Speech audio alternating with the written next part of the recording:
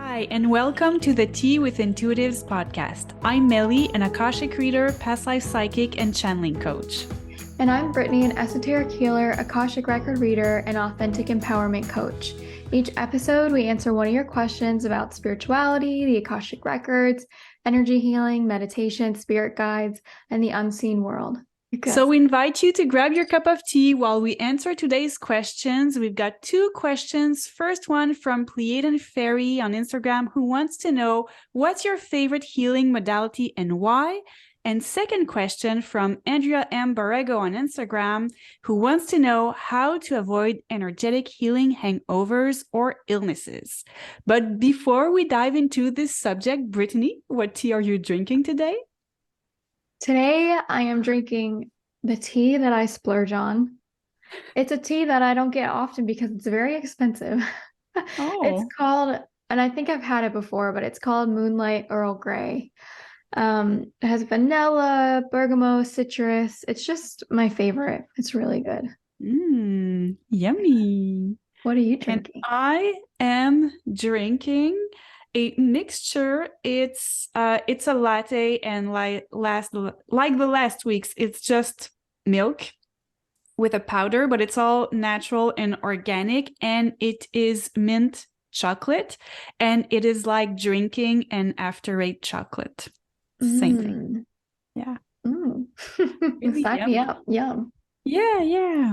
So, Brittany, I am going to give you the reins mainly to this episode because you are an energy healer. So this is really your expertise. So just going to give you the go ahead. What's your opinion about all this? Yeah, well, the question healing is a super big topic. I mean, there's so many healing modalities, and I mean, it's really huge. My favorite healing modality, well, for my experience, esoteric healing is my favorite. But I have been currently working with a chiropractor that specializes in neurology. So he helps brain-body connection, and he also helps get your nervous system back into balance. So that's been really fun and adventurous for me. It's new. So that's been like a wonderful journey. But yeah, I think my favorite healing modality is esoteric healing. It never ceases to fascinate me. I'm always learning more. Yeah. What about you? Well, it's the same. It's esoteric healing, and I discovered it thanks to you. So people, if you don't already know, Brittany is my official healer. I mainly work with her, and I also like all the activations that are done by the elementals. So either I channel, oftentimes by accident, not knowing what's going to happen, I just go ahead and channel, and an elemental will show up, whether it's a fairy or a spirit animal, and or regular spirit guides, and they just come in and they're like, okay, you need this, you need to work on this chakra, or you need to heal past life trauma, childhood traumas, and they kind of set me up. I'm lying down on some kind of, I don't know, bed or something, and I'm receiving healing. So sometimes it can happen this way. It can happen through dreams. But one healing modality that I love a lot, that is practical, anyone can do it anytime, it's decluttering. It's extremely healing for me. I did the KonMari method. I go back to it for certain areas of my home that haven't been decluttered properly. So I didn't do the method properly. It happens. And it changes so much in me. I find it very spiritual. All the questions that we ask ourselves while we declutter, it's very healing. I'll have to try that.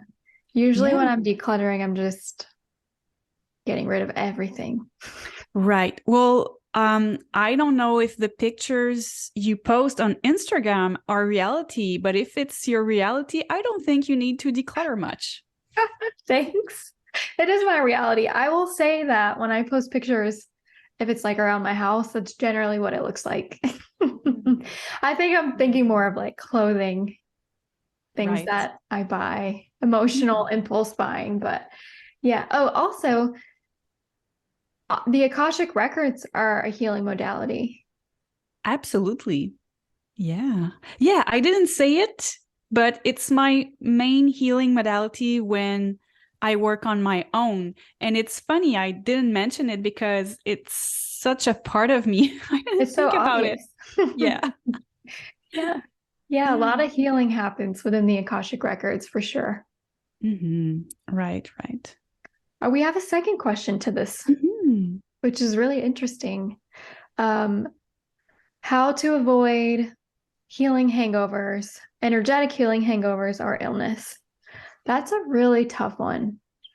If I am giving an esoteric healing session, and after the session and the wrap up, I usually say, give what we did today a couple of days to integrate, because your energetic body vibrates at a higher frequency than your physical 3D body.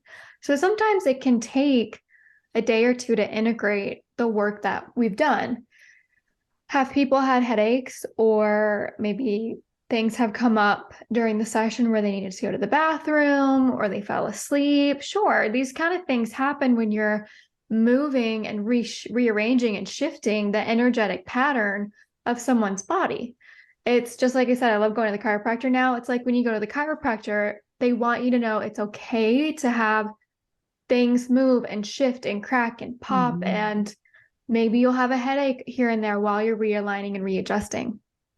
So what I'll say is, don't expect illness or hangovers, but things as they're shifting and coming into a realignment, especially energetically, you might feel physical symptoms from that. A lot of times I won't go back into someone's energy until it's been a week, just because I want the first session to have time to integrate. And I don't want to overdo it. If I go and have a really deep energy healing session, sometimes that means I'm working with a past life frequency in the esoteric healing. Sometimes that means I'm working with the root cause of a symptom or an illness that someone is going through. That's a really deep session. So I'm not going to, within the next probably 6 or 7 days, go back in your energy and mess things up again, because we've just realigned you, we've just calmed your energy, we've just brought you into this beautiful energetic flow. And I don't want to overdo it. I feel like if I was to overdo it too soon, yeah, we're moving things too fast, we're moving things too much, illness and hangover might occur. So really try with timing and the pacing of sessions to not let that happen. But it is common for people to feel things shifting physically after you've had an energetic healing session. Yeah. Does that make sense?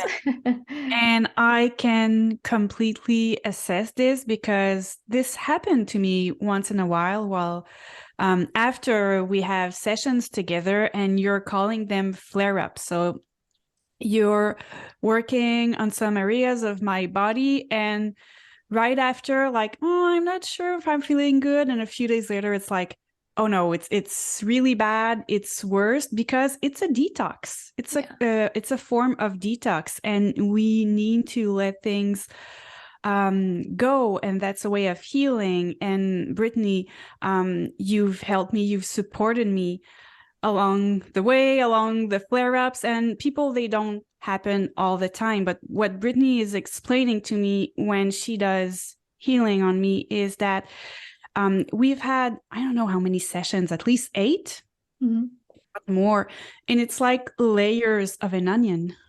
It's like, okay, working on this, it's good. Now we can go deeper, working on this and deeper. And sometimes like, whoop, this is it's releasing so much energy that was kind of cramped into this little, I see it as in a little space, like this energy cannot breathe, cannot go out. There is like crystallized trauma, and then poof, Brittany helps. But when it goes out, it's like, wow, it's raging. And you can feel it either emotionally, spiritually, physically. And that's why you need to give time, but also be very gentle with yourself. And I feel like, just like a physical hangover, like when you drink too much, for example, the day after, everyone says, drink a lot of water. it's the same when you get an energy healing as well. And when you feel like you have these hangovers, water is such a great solution. Yeah, for sure. And also mental, I think the beautiful thing about esoteric healing is that it affects us, as Meli said, in many different ways, emotionally, mentally, physically, spiritually. We're working on multidimensional layers to yourself and your story. Sometimes people say, I went through and I had a few days where I was just purging mentally. So many things came up for me around self-esteem and what was blocking me. But then after this huge purge, it mirrored back to me. That's not how I identify. That's not who I identify with. Those things that were purging from me mentally just had to come out and release. And now I feel great. Now I Yeah. feel like it's a whole new me. And so the mental purging can happen, emotional purging, where it's like, oh, I cried during the session, or I've been really emotional a couple days after the session. Mhm. Really practicing self-care can, it's like the cherry on top. It's when you practice self-care and you give yourself that extra love, you allow for the integration. And what Meli was saying too is that we carry around an energetic pattern. Just like, I love this. I think I'm supposed to talk about my experience with a chiropractor.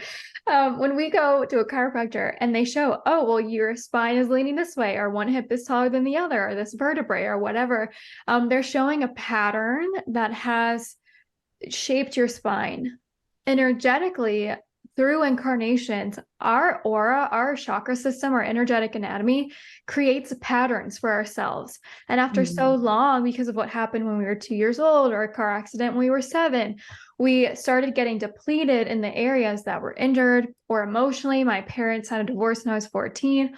All of a sudden, since you were 14, you've had this heart chakra depletion that you can't seem to get ahead of no matter what you do.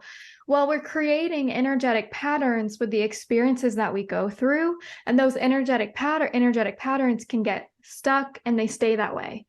But we Mhm. don't want it to stay that way. We want you to be full and vibrant and open and in flow. So what the energy healer does is they assess and they allow for balance where there's depletion. So there can be flow, just like my chiropractor does with my with my Yeah. spine, right? So we create patterns that aren't necessarily the best for us, that cause depletions, and then we find our way out of it. Yes, and I love how you're talking about working on your physical self in the 3D with a chiropractor, because this is what happened to me when I had my latest big spiritual awakening. I also had huge problems with my neck, my shoulder, and my arm.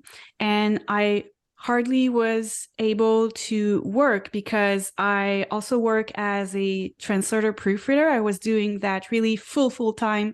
I wasn't a psychic yet. Officially, professionally, I wasn't psychic. So it was always working with the mouse for many years and being very stressed. And then I started going to see a chiropractor and a physical therapist, and they ask you all these questions and they explain to you what's happening. And then you are forced to think about, why did it get so bad? Why am I so stressed? Why am I taking so much work upon my shoulders, literally, and it's hurting your shoulder. And now I'm just shaking and unable to use my arm. That's really bad. And at the same time, without realizing it, I started doing mentorship and wanting to find out about my past lives and start learning how to be a psychic. So everything came in together for me really, really quickly. But I find that the most potent healing that we can get is when we merge the 3D, the visible world, with the spiritual, the invisible world. And then it's like supercharged healing. Supercharge healing. Yeah, it's Yeah, truly holistic health for sure. it is. Okay, how to avoid, the tricky thing is, I think Meli did a really good job. How to avoid, take care of yourself, drink lots of water. I would say allow for integration, be patient. So integration and then allowing allow your body to go through what it's going to go through. Our bodies are so intelligent. Like our bodies, I truly believe, are meant to last for hundreds of years. I don't think we're supposed to have as short of lifespans that we do. Our bodies have this magnificent intelligence to regenerate if we choose for it to, if given the space and the food and the nutrition and the healing that it needs. I truly think that it can regenerate for years and years. Maybe we're not there yet. I think we will be one day. I think we're supposed to have very long lifespans. So yeah, allow your body to heal itself through whatever it needs to go through, and see it as integration and release, as Meli called it, detox. Yes, yes. Also, for the listeners who haven't listened to our previous podcast, do you want to mention very quickly what's an esoteric healing and what goes on during a session? Oh, sure. That's a great question. Esoteric healing was channeled in the 1920s by a reader, a psychic, a channeler. Her name is Alice Bailey. She channeled an ascended master whose name is Dewal Cool. As she was channeling, she wrote all of the esoteric healing books. They're called Esoteric Healing. You can look them up. You can get them on Amazon. Well, what happened is here we are 100 years later, and now we have an international and a national in the United States. I wonder if Canada has an organization, but they have an international organization for esoteric healing. And as a trained practitioner, you learn about not only the philosophy and the journey of the soul through incarnations, and how the journey of the soul can impact the energetic body, can impact the chakra system. Then we learn all that philosophy and we say, okay, how can we now support and help someone thrive through healing the energetic anatomy? As we're holding these points in different triangles, we're really connected to source. So you learn how to channel source energy, and these higher vibrational frequencies, they're very specific. You can go in and learn just the vibrational frequencies that you can channel for healing. There's a lot of them, but you learn how to channel the frequency so that as you are working, whether it's distant or in person, mine are all distant. I probably won't ever meet you in person for a session because we don't have to. But yeah, you go in and you can assess the aura, you assess the energetic body, and then you channel these higher frequencies to then strengthen, release any blocks, strengthen points, and allow for flow. Wonderful. And I would like to talk briefly about Akashic healing as well. Brittany and I both do Akashic readings, and it's very healing. And the protocol that I work with is very simple. I like to first assess the situation. So it's the same thing. It's remote. We don't need to meet in person. I also do everything remote. And the person explains to me what is going on, what is the context. And while she explains it, she is saying how she feels about it. I say sorry, I'm thinking in French. A person in French is feminine, they. And so the person, through her voice, sounds, or sometimes they just plainly say how they feel about the situation. And then I get in contact with their spirit guides and just explain to them the situation with how that person is feeling about it, because it is so telling. So the spirit guides obviously already know what is going on. So yeah, I connect to the person, open their Akashic records, chat with the spirit guides about the situation, and then I ask them what is the source of their blockage or their pain. And oftentimes they will go into past lives. I will say like 70% of the times I'm getting past life. That is my specialty. Childhood trauma is big as well. And ancestral pattern. They will go there. They will explain what is going on. And the third and final step is getting to know what you need to heal. So what can this person do at the moment? What can she do? Maybe it's in the 3D, or maybe it's just changing their thought patterns. Maybe they need healing, and they will give a bit of healing during the reading, but they're going to ask that person to go see specialists. And there's also the aspect of our voices while we give Akashic readings. There is something through the sound of our voices that is healing, and I don't fully understand how it works. Mm-hmm. And I'm not really looking to dig deep into this. I don't bother the spirit guides with that, but I know there is healing through vibrations, and it happens through the way we speak during an Akashic reading. Yeah, and even the recipient of the reading, even them voicing out loud, yes, what they are having issues with or questions about or their frustrations. Honestly, not that we're therapists, but sometimes the readings become almost this sacred, safe space for someone to just voice what is going on internally. And even that is very healing.